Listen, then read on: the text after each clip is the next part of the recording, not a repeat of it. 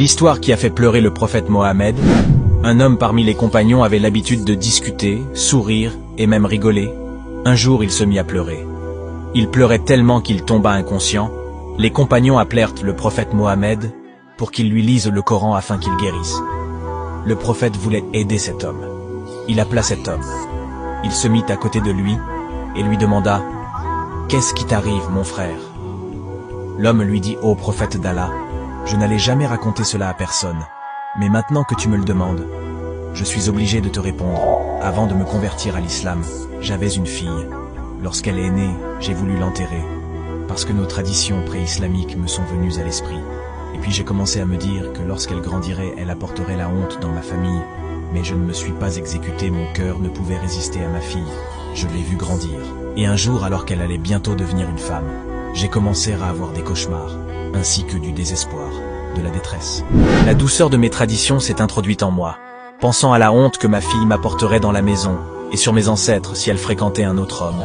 Jour après jour, je voulais faire quelque chose, mais dans mon cœur, mon amour me stoppait, jusqu'à un jour où je ne pouvais plus supporter « Ô messager d'Allah ». Alors j'ai dit à sa mère « Habille-la avec de nouveaux habits, et prépare-la bien et maquille son visage.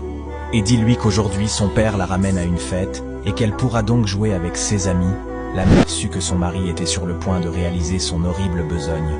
Elle habilla donc sa fille, elle prépara ses cheveux en même temps qu'elle pleurait, elle maquilla le visage de sa fille tout en pleurant, et son enfant lui dit « Qu'y a-t-il, maman ?» Et la mère lui dit « Rien, ma fille. » Elle ne pouvait pas parler. Sa fille lui dit « Papa me fait sortir pour la fête, j'aime mon père. » Après les préparatifs, le père vint dans la soirée, et il prit sa fille. L'épouse attrapa la main de son mari et lui murmura, mais sa fille pouvait entendre.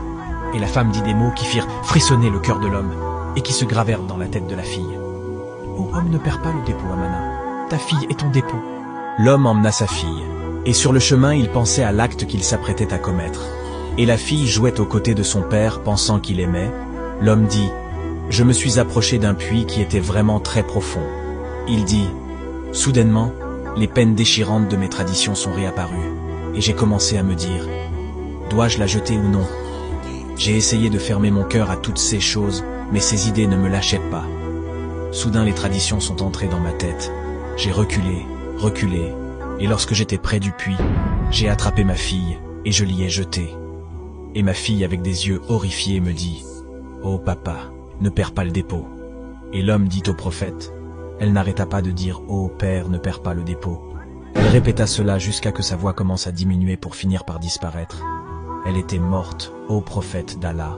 Le prophète regarda au-dessus de lui, et on vit des larmes sur son visage, et le prophète en larmes lui dit « Si Allah m'avait autorisé de punir quiconque ayant commis un meurtre, un crime avant l'islam, j'aurais commencé par toi. » Telle fut l'histoire qui a fait pleurer le prophète Mohammed, cet homme qui fut rempli de compassion, de tristesse, de miséricorde, et qui par son message a enlevé les mauvaises traditions de son peuple, et donné dans les cœurs des parents l'amour et la miséricorde envers leurs enfants.